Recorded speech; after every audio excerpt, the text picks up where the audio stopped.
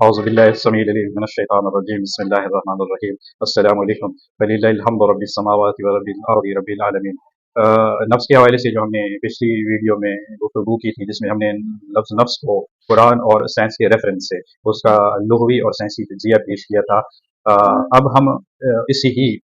लफ्ज़ के मुतालिक हम इसकी जो कुरान में ये लफ्ज़ मुख्तलिफ मफ़हूम के साथ इस्तेमाल हुआ है, बड़े-बड़े मफ़हूम के साथ इस्तेमाल हुआ है, तो हम उसकी इस लिहाज से उसकी सेमेंटिक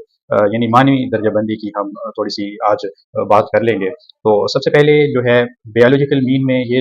लफ्ज़ लाइफ़ यानी जान और ज़िंदगी के मतलब और मफ़हूम के साथ कुरान मजीद ने इसको इस्तेमाल किया है। इसी तरह पर्सनल आइडेंटिटी के हवाले से भी ये लफ्ज़ इंडिविजुअल यानी फ़र्द और इंसान के मतलब और मफ़हूम के साथ इस्तेमाल हुआ है। अगर हम इसके साइकोलॉजिकल मीनिंग की बात करें तो कुरान ने इसे यहाँ पे शऊर प्लस जज़्बात और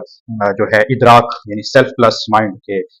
कॉम्बिनेशन से इस लफ्ज़ को इस्तेमाल किया है। फिर इस तरह अगर हम इसके मॉरल डायमेंशन की बात करते हैं तो कुरान इसको ज़मीर, शऊर, अच्छाई और बुराई में शऊर के एक वसी मतलब और मफ़हूम के साथ इस्तेमाल कर रहा है। और अगर हम इसकी स्पिरिचुअल डायमेंशन की बात करें तो कुरान ने यहाँ पे इसको नफ्स अमारा, नफ्स लवामा और नफ्स मुतमइन्ना के एक जामे और वसी मतलब और मफ़हूम के साथ इस्तेमाल किया है। तो फिर जब हम इसको जदीद आलूम के साथ रिलेट करके साइंसी ज़ाविये से देखना चाहते हैं तो लफ्ज़ का जो इसका मतलब और मफ़हूम है इस लफ्ज़ नफ्स का, तो मदरजा कुछ जो मदरजा ज़ैल जदीद आलूम हैं उसके साथ हम इसको कुछ इस तरह रिलेट कर सकते हैं। जैसा कि जब हम साइकोलॉजी की बात करते हैं तो पर्सनैलिटी प्लस इमोशन का जो कॉम्बिनेशन होगा, यानी आपकी शख्सियत और आपके जज्बात को मिलाकर साइकोलॉजिकली हम इसको नफ्स के साथ इसको रिलेट कर सकते हैं। इसी तरह जब हम न्यूरो साइंसेस की बात करते हैं तो हमारा जो डिसीजन मेकिंग का प्रोसेस है या बिल्कुल जो हमारा ब्रेन नेटवर्क है जिसके तहत हमारा दिमाग फंक्शन करता है, तो हम इस लिहाज से भी नफ्स के साथ नफ्स को इनसे भी रिलेट कर सकते हैं। इसी तरह जब हम काशिश की बात करते हैं तो शऊर की बात करते हैं तो सेल्फ आइडेंटिटी यानी अपनी आगाही हासिल करना जो है, इसको हम नफ्स के कुरान के कॉन्सेप्ट के साथ रिलेट कर सकते हैं। तो बेसिकली यहाँ पे हमें ऐसे लग रहा है कि जो नफ्स है इसका ताल्लुक इंसान के जो बायोलॉजिकल वजूद है